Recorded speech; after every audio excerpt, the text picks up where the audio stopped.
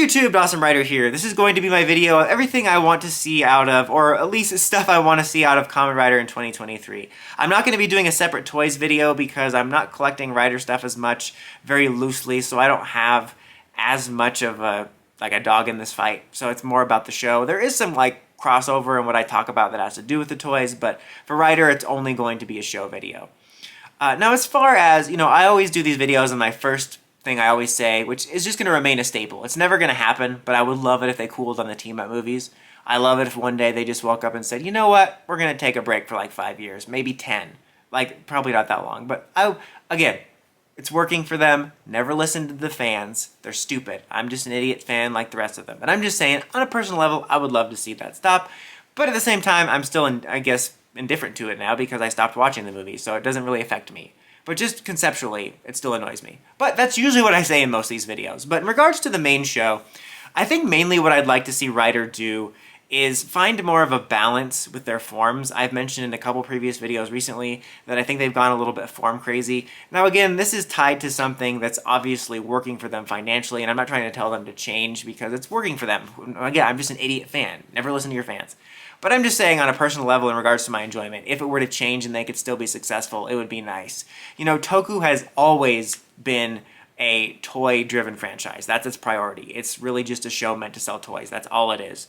And I just feel it's gotten definitely worse. I feel like an old fogey fan for saying oh, back in my day. But I really do feel like pre-Decade, for both Sentai and Rider, it was a little bit more balanced. There was just kind of this general selection of toys you could expect from the show, and it never really stretched beyond that. But then sometime after Decade, especially for Rider, they kind of realized, oh, we could release even more, and then even more of that.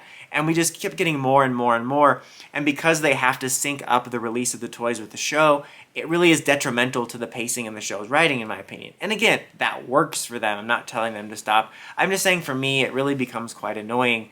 And it creates this disconnect, especially with Revice, and even Geats to a degree, it sometimes just takes me out of it. I obviously always know that the toys are a part of it, but when there's so many things, and especially in Revice, you would have these big episodes where it's oh, it's Live's new form, it's a big deal. And the next episode, now it's Revice's new form. It's and when you have almost too many episodes in your series, you couldn't let it breathe an episode. I brought this up before, but I would love to see a balance of some sort where maybe they would sync up the release dates of the show debut and the toy debut for only the major things. We're getting a new Rider, we're getting a super form, we're getting a final form of the series. Sync those up. Those are good, significant ones to sync up because then kids are watching and be like, oh man, the new mid-series form, I can't wait to go to Toys R Us and go get the gadget or whatever. Or, oh man, this new Rider, I can't wait to, and you can go get it immediately.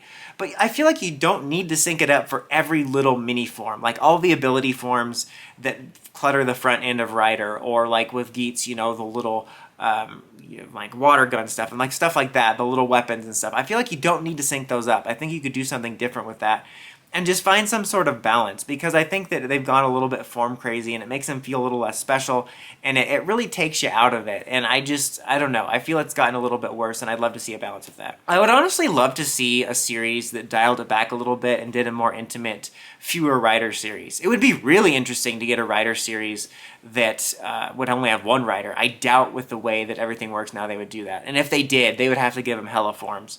But honestly, it's funny because I really do like many Rider series. Even though I feel there have been too many series with too many Riders lately, I was excited when Geats was announced because I like that old Ryuki style Rider.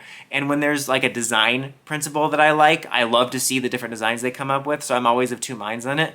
But I would love to see a more intimate series from Agito through Blade, where maybe you have at max 4 Riders and just focus on them and feel more core and intimate, and not there's a new Rider coming in every 5 minutes. Especially maybe focusing on only 2 or 3. I wouldn't even mind if they had to do more forms if they could find a balance with that, if we could just focus on something a little bit more intimate like that. Just because it's gotten a little bit crazy, and again, kind of with some of the stuff I mentioned in Sentai, sometimes it's nice just for a change of pace, so that things don't bleed together so much. I feel that so much of Rider is bled together so much because of how much sameness there is in certain things.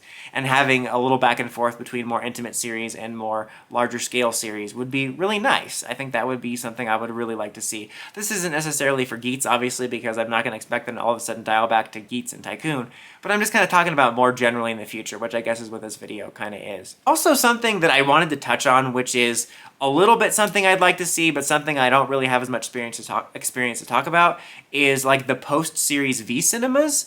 As I mentioned before, I've kind of stopped watching Toku movies, and that's kind of extended to the V cinemas.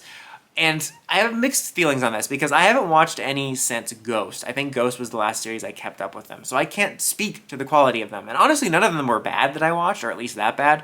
But my thing with them is something I would like to see just personally based on the ones I watch is I don't think there always needs to be a bunch of V cinemas afterwards. I think that there's too many of them, in my opinion, for series that don't necessarily need it. And I kind of wanted to, in part, pose a question to you guys of, like, for those of you that have kept up with the X-Aid through now ones, like, how worth it are they? Are they good enough to check out? Did they add something to the series? Because my whole thing was, like with Ghost was fine, or stuff like that, or it feels like X-Aid was a series that was fine having them. Saber one, I didn't watch them, but I felt like that was one, it was fine for it to exist. 01, unfortunately, got kind of cut short, so they obviously needed some post-series content. But for me, series like Build and Gaim didn't need them. As much as I wanted to see the characters again, and I've liked some of the designs I've seen come out of them, I felt like they ended so almost perfectly for me that it felt like digging something up that didn't need to be dug up. And that kind of bothered me. And so that's just something I'd like to see in Rider in the future personally. Again, I can't speak to the quality of the ones X8 passed because I never watched them. But I would love, I'm not saying stop V cinemas in the way that I want them to stop team-up movies, but I'm saying only do it if the story can really benefit from it. Again, maybe the Build ones are amazing and really do enhance the story, but just for me, I felt it was so unneeded because it ended on this perfect bittersweet note. And I feel like there's certain series you can just let end. And like, sure, maybe we could see them down the road, like in a Geo-type series or a team-up for the anniversary, like, you know, see that actor again for a cameo. But I mean, in terms of digging up the core story. Again, I can't fully have a given experience take on it since I haven't watched them. But I keep seeing so many of them announced, and I think back to, like, Gaim. I watched the Gaim ones, and honestly, I enjoyed most of them, at least-ish. Like, they were harmless, but they felt kind of needless. Like, I was satisfied with the way Gaim and Build ended. So it would be great if a series kind of ended on a more conclusive note if they didn't dig it up, in my opinion. That's just something I happened to think about when I was thinking of topics for this video. But what do you want to see out of the Kamen Rider franchise this year for Geats, into the next Rider and in the future? Let me know in the comments. As always, until next time, don't forget to like, comment, subscribe, and climb the steps and ring that bell so you can get notifications for my videos. Dawson Rider, signing out.